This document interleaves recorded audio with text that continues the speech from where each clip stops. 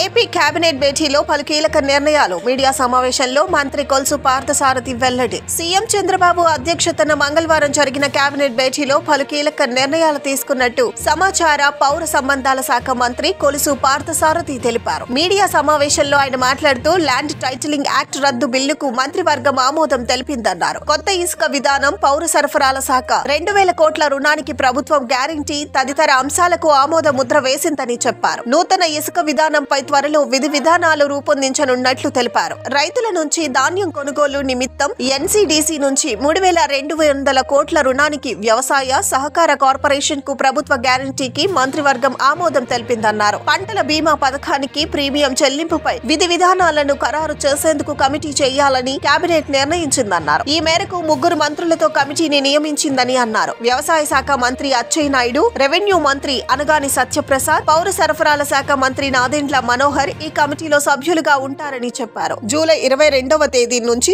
Assembly సమావేశాలు నిర్వహించాలని నిర్ణయించినట్లు చెప్పారు. టేబుల్ ఎజెండాగా మరికొన్ని అంశాలపైన చర్చ జరిగిందన్నారు. అధికారంలోకి వచ్చి నెల రోజులైన దృష్ట్యా పనితీరుపైన సమీక్షించారని, ప్రజల నుంచి వస్తున్న అభిప్రాయాలపైన సమావేశంలో చర్చ జరిగిందని చెప్పారు.